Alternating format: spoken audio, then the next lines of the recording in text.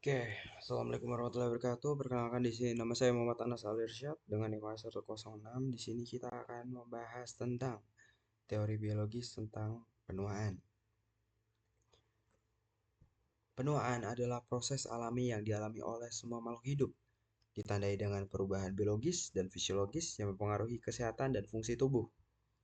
Seiring bertambahnya usia, individu mengalami penurunan kemampuan regeneratif sel, peningkatan kerentanan terhadap penyakit, dan perubahan komposisi tubuh.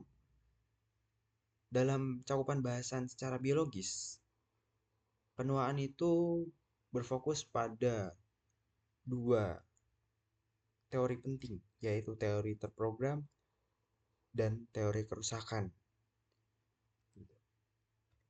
Di sini teori terprogram adalah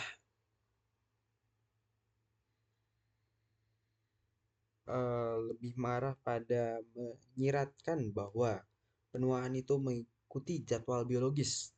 Bisa dibilang merupakan kelanjutan dari jadwal yang mengatur pertumbuhan dan perkembangan dari anak. Gitu.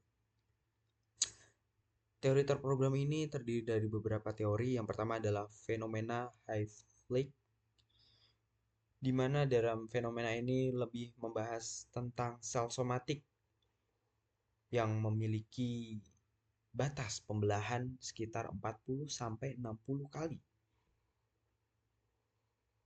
Ketika manusia itu sudah mencapai pada batas pembelahannya yaitu 40 sampai 60 kali, sel somatik itu akan masuk pada fase penuaan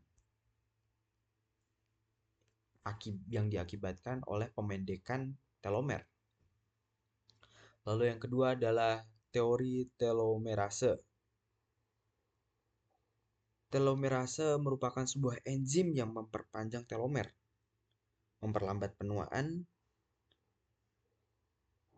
Aktivitas telomerase rendah pada sel somatik, tetapi tinggi pada sel germinal dan kanker, memungkinkan pembelahan sel terbatas. Lalu yang ketiga adalah teori neuroendokrine, di mana teori ini merupakan penurunan produksi hormon seperti estrogen dan testosteron. Seiring bertambahnya usia, pengaruh metabolisme dan kesehatan berkontribusi pada masalah seperti osteoporosis dan gangguan kognitif. Lalu yang keempat adalah teori mutasi somatik.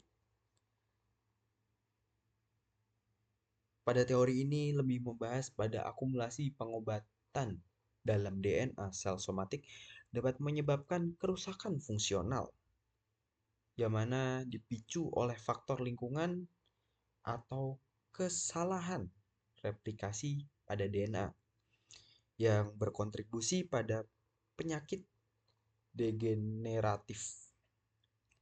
Lalu yang terakhir adalah teori imunologi.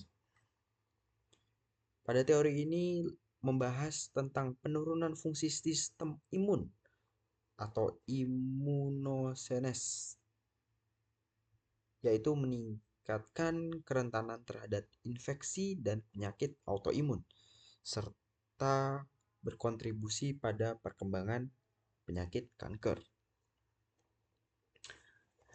Nah, kita selanjutnya akan membahas pada cakupan yang kedua adalah pengertian dari teori kerusakan. Teori kerusakan atau kesalahan itu menekankan bahwasanya serangan-serangan lingkungan terhadap organisme hidup yang menyebabkan kerusakan kumulatif pada berbagai tingkat sebagai penyebab penuaan. Dalam teori kerusakan ini terdapat 4 poin penting. Yang pertama adalah teori radikal bebas. Dalam teori radikal bebas ini, ketidakstabilan molekul yang dihasilkan selama metabolisme dapat merusak komponen seluler seperti lipid, protein, dan DNA. Kerusakan ini berkontribusi pada penyakit terkait usia. Antioksidan Dan dalam makanan seperti vitamin C dan E itu dapat membantu mengurangi kerusakan oksidatif. Lalu yang kedua adalah teori keausan dan kerusakan. Teori ini menganggap tubuh sebagai mesin yang mengalami keausan akibat penggunaan sehari-hari. Jaringan tubuh mengalami kerusakan akibat stres, fisik, dan lingkungan. Seperti pengiriman yang merusak karena beban berat yang dapat menyebabkan artritis. Lalu yang ketiga adalah teori mitokondria, di mana dalam teori ini kerusakan pada mitokondria, penghasil energi dalam sel, mengurangi efisiensi produksi ATP, dan meningkatkan stres oksidatif. Ini dapat menurunkan fungsi organ dan meningkatkan risiko penyakit degeneratif. Lalu yang terakhir adalah teori crosslink. Ikatan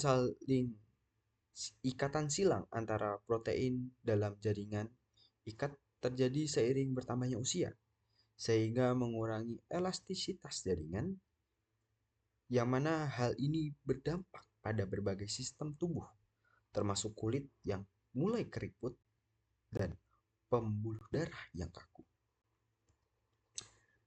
Oke, dari kesimpulannya, penuaan adalah proses multifaktoral yang melibatkan interaksi kompleks antara genetik dan lingkungan. Masing-masing teori ini memberikan perspektif unik mengenai mekanisme penuaan dan bagaimana kita dapat mengatasi atau memperlambat efek dari penuaan itu sendiri melalui gaya hidup sehat, nutrisi yang baik, dan intervensi medis di masa depan. Oleh karena itu, teman-teman sekalian, pasti dari teman-teman sekalian nggak mau dong yang namanya menua menua dini gitu kan. Oleh karena itu, ayo kita jaga pola hidup kita, penuhi dengan nutrisi, dan jaga kesehatan. Demikian singkat pembahasan materi dari saya, Muhammad Anasal Irsyad. Mungkin dari perkataan ada yang salah, saya secara pribadi mohon maaf yang sebesar-besarnya. Kurang lebihnya mohon maaf. Demikian, wassalamualaikum warahmatullahi wabarakatuh.